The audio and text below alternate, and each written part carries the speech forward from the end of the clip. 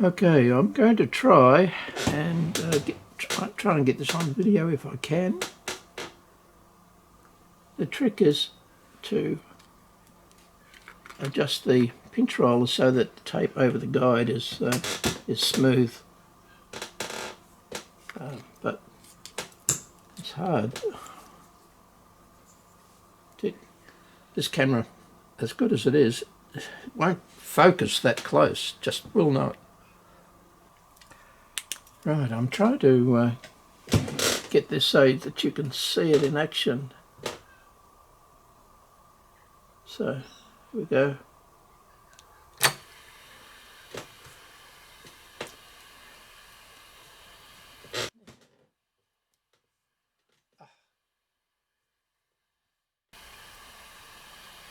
Right, it started to curl on the top there. So, now we take it out. It's reasonably flat. It's rippling a bit and starting to curl on the bottom. So adjust that for nice. Screwing it in now. That's a nice smooth pass over the tape guide. That's what we want. Right, I've been having trouble with the camera mount here, balancing, blah blah. Anyway, I've adjusted this knob here, and if you can see in there, the tape is now nice and flat over the tape guide.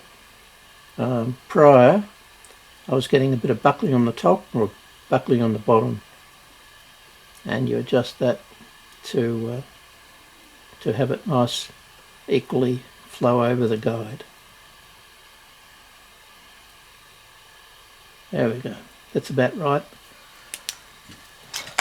So that's the idea, and that's pretty much all this is used for at the moment. The other thing is to see that it goes over these heads okay, but there's no adjustment for that, so can't do anything about that. All right. As mentioned previously, I really ended up with a compromise between using the mirror cassette and the Nakamichi alignment tape, and the difference was small, but there was a small difference, and there was a compromise between the two, but favouring the alignment tape.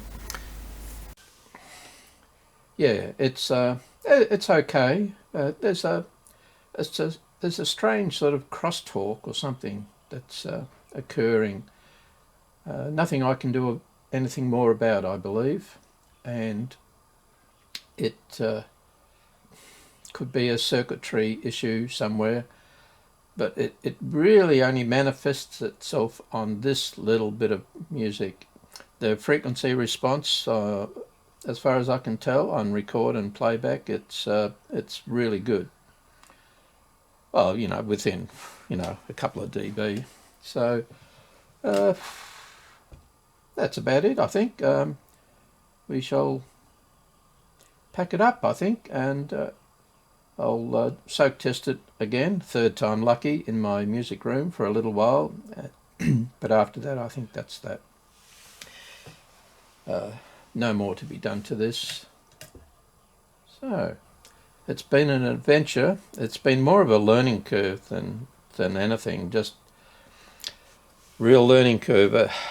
As I alluded to in a previous section, the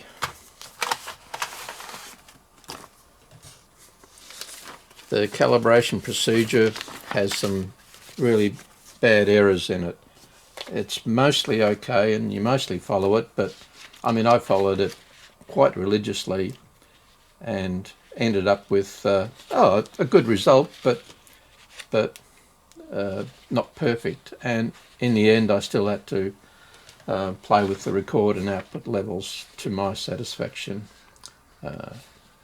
As I said, the most glaring errors with this was the where you adjust what test point you use. for adjustment in section 9.3, and the other major one was, where is it? Oh yes, section 9.11, where you measure on these test points. It doesn't work.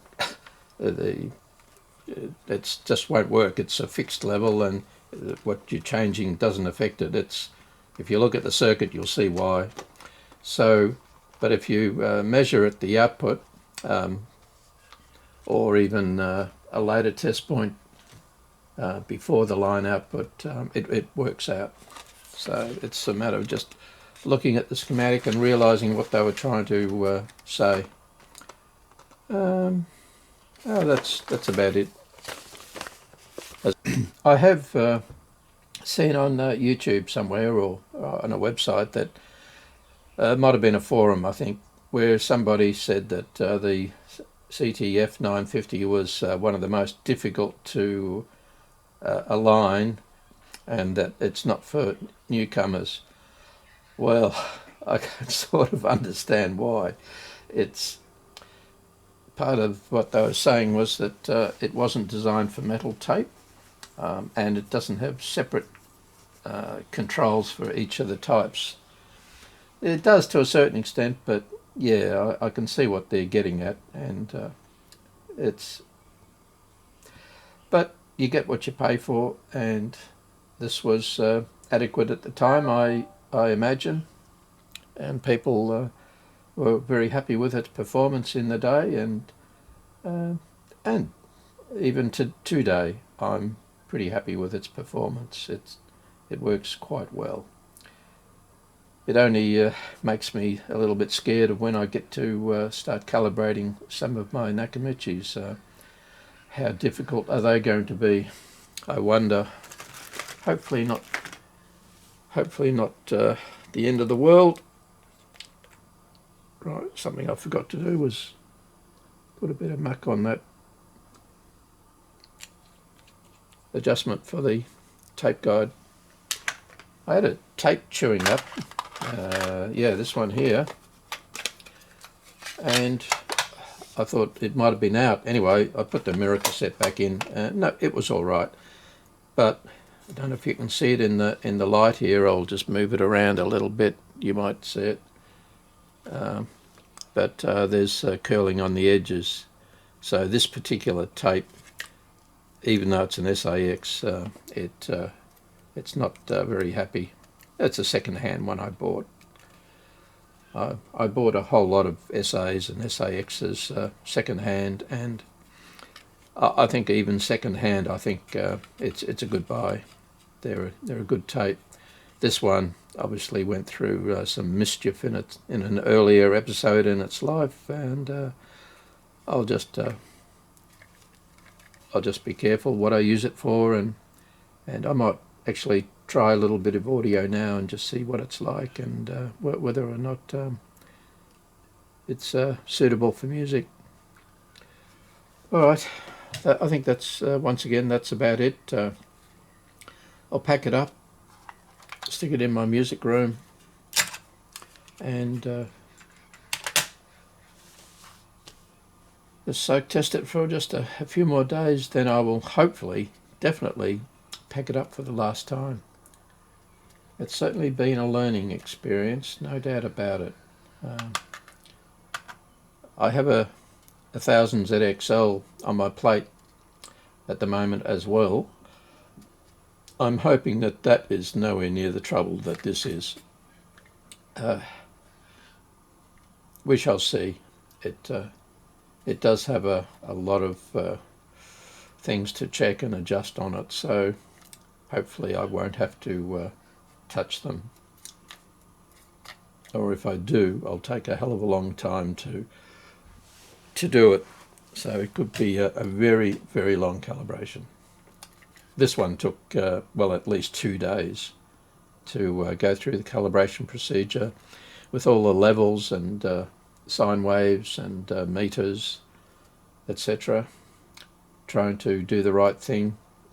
And I believe I succeeded, but it's still not totally up to scratch. if it wasn't for that tiny little bit of sibilance, I'd say it would be a good 9.5 out of 10. But now it's sort of dropped back to, I don't know, 8.5, 9 out of 10. But certainly for playback, not a problem. Playback is as pretty much as good as it can be, and it's just that recording. And admittedly, that was on Type 2s. On the Type 1 I tried, I didn't have that sibilant problem. So, yeah, it's an interesting exercise. All right, that's it. Stop.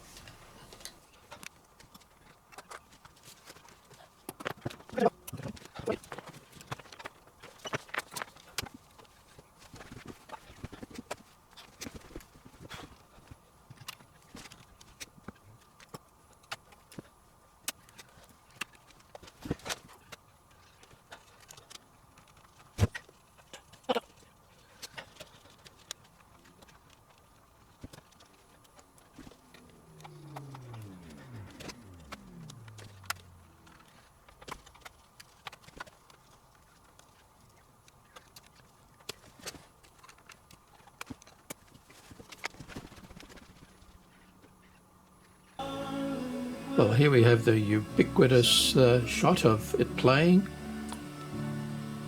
Everyone does this, so why not me? I'm playing Foster and Allen.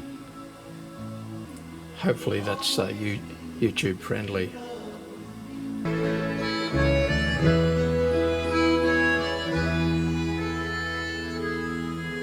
That's my CR5 and Denon 44HX.